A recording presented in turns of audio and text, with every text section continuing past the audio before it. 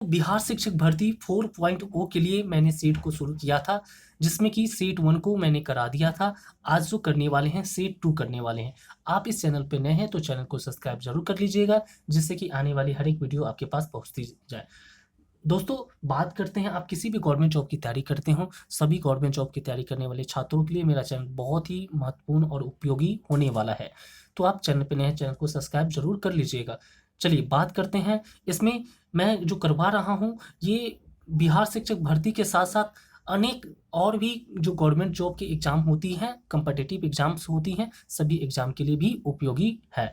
तो चलिए दोस्तों शुरू करते हैं। दोस्तों, बात करें सबसे पहले कि सबसे पहला इसका प्रश्न जो है पूछा गया प्रश्न में कि संविधान दिवस कब मनाया जाता है। पूछा गया प्रश्न में संविधान दिवस कब मनाया जाता है। तो संविधान दिवस कब मनाया जाता है, तो 26 नवंबर को मनाया जाता है। संविधान दिवस कब मनाया जाता है, 26 नवंबर को मनाया जाता है। दोस्तों, आगे प्रश्न, अगला प्रश्न जो है हमारा, इस प्रश्न की बात करते हैं। प्रश्न पूछा गया आपसे कि भारत का राष्ट्रीय पशु कौन है। भारत का राष्ट्रीय पशु कौन है। तो भारत की राष्ट्रीय पशु की बात करें तो बाघ है। ठीक है, भारत का राष्ट्रीय पशु कौन सा है, बाघ यानी टाइगर है। दोस्तों, अगले प्रश्न की बात करते हैं। अगला प्रश्न, जैसा कि आप लोग देख रहे होंगे, प्रश्न में क्या पूछा गया है।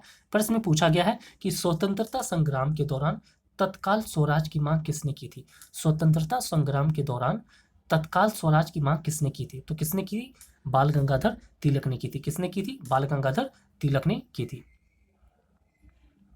दोस्तों, मैं जो बोल रहा हूँ उसको आप ध्यान से सुनेंगे और इस डिस्प्ले पे आप देखेंगे, इससे ही आपका दिमाग में सारी चीज़ें बैठते चली जाएगी। ठीक है। सो दोस्तों, चौथा प्रश्न की बात करें तो चौथा प्रश्न है, बिजली के बल्ब का आविष्कार किसने किया था।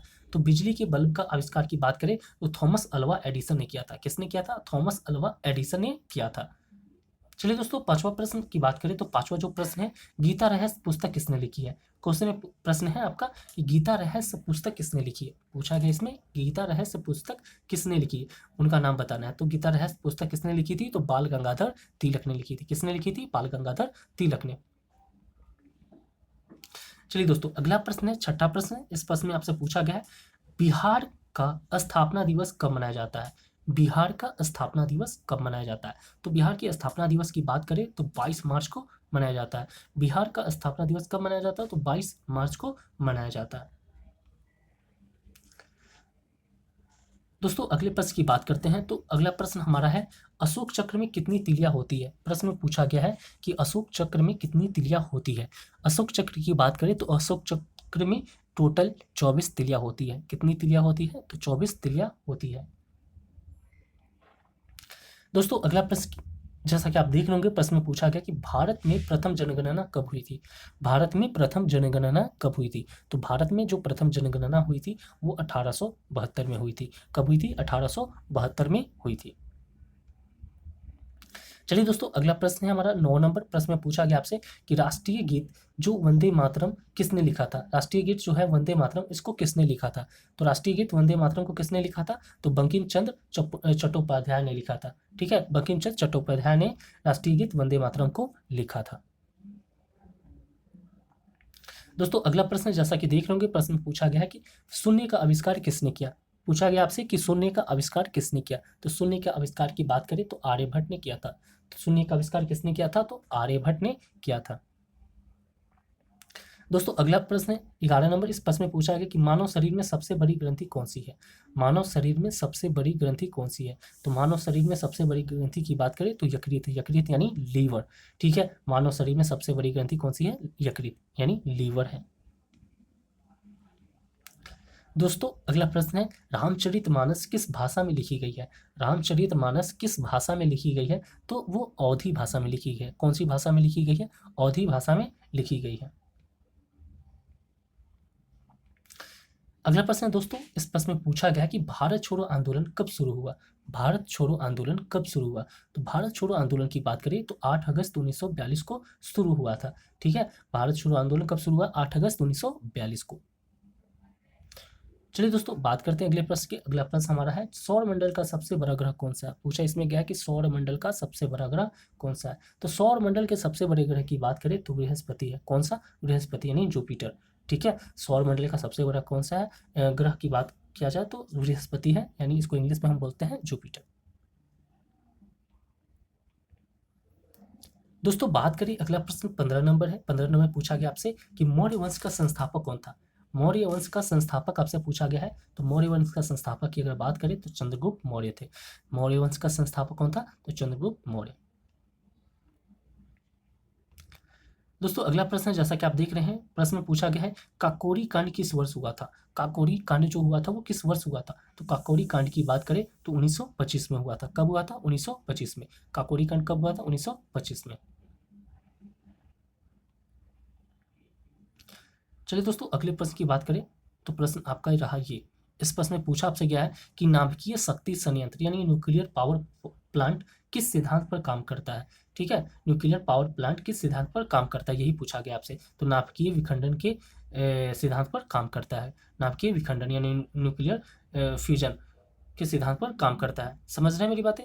प्रश्न को फिर समझिए। प्रश्न में पूछा गया आपसे कि नाभिकीय शक्ति संयंत्र यानी न्यूक्लियर पावर प्लांट किस सिद्धांत पर काम करता है। तो नाभिकीय विखंडन के सिद्धांत पर काम करता है। दोस्तों अगला प्रश्न की बात करें, प्रश्न आप देख रहे होंगे। प्रश्न में पूछा गया आपसे जय जवान जय किसान का नारा किसने दिया। जय जवान जय किसान का नारा किसने दिया।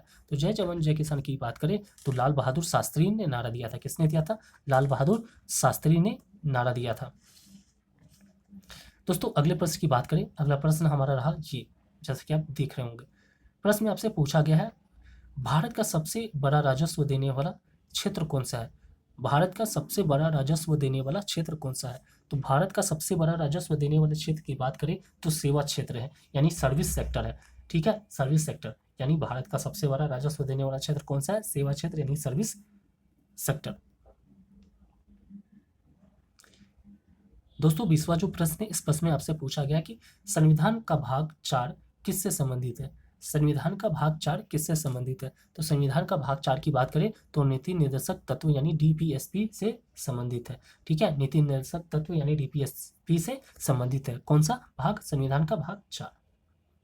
प्रश्न बनते हैं, पूछे जाते हैं। मैं उन्हीं प्रश्नों को लिया हूं जो कि बार बार एग्जाम में पूछे जाते हैं, किसी न किसी एग्जाम में प्रश्न पूछे जाते हैं, वैसे प्रश्नों को मैं करवा रहा हूं।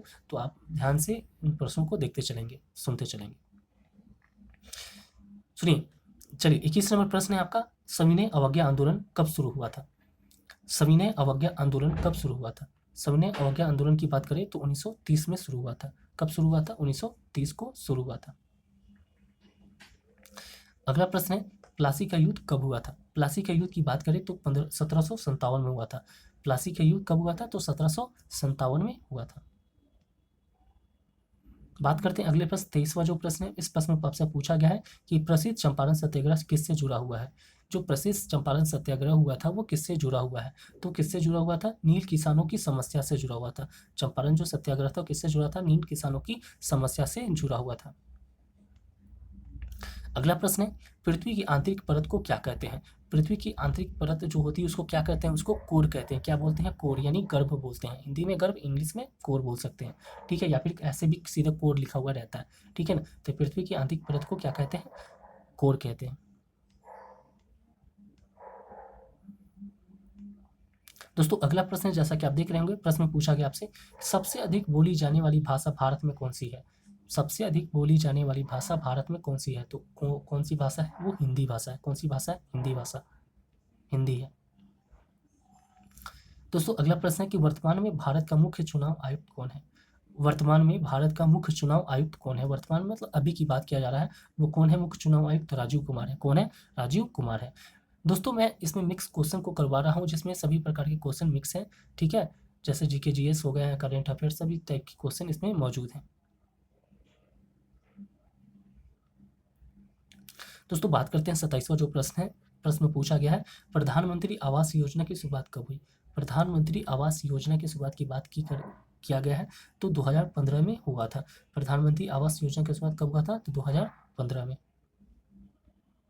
हम बात करते हैं अगले प्रश्न की, 28वां जो प्रश्न है, ये प्रश्न है पेप्सिन एंजाइम किस अंग से बनता है। ठीक है, पेप्सिन जो एंजाइम होता है वो किस अंग से बनता है, तो वो अमाशय से बनता है। ठीक है, एस्टोमा से बनता है। एस्टोमा यानी एस्टोमक मतलब अमाशय से बनता है। कौन सा एंजाइम, पेप्सिन एंजाइम। सॉरी, फिर से समझिए। प्रश्न किया गया है कि पेप्सिन एंजाइम किस अंग में बनता है। ठीक है, अंग से नहीं, अंग में बनता है। पेप्सिन एंजाइम किस अंग में बनता है, तो अमाशय में बनता है, स्टोमा में। दोस्तों अगला प्रश्न है 29 नंबर। इस प्रश्न में पूछा गया बिहार में कुल कितने जिले हैं। तो बिहार में कुल कितने जिले हैं, तो 38 जिले हैं। आज का लास्ट प्रश्न है इस टॉपिक का। ये प्रश्न है संविधान का अनुच्छेद 370 किस राज्य से संबंधित है। पूछा गया कि संविधान का अनुच्छेद 370 है वो किस राज्य से संबंधित है। तो कौन से राज्य से संबंधित है, तो जम्मू कश्मीर से संबंधित है। ठीक है, संविधान का अनुच्छेद 370 किस राज्य से संबंधित है, तो जम्मू कश्मीर से संबंधित है। तो दोस्तों आज का मैंने सीट 2 को करवा दिया कंप्लीट पूरी तरह से। अब मैं आगे अगली वीडियो में लाऊंगा इसका सीट 3। तो आप चैनल पे बने रहिएगा। मिलते हैं अगली वीडियो में, तब तक के लिए धन्यवाद।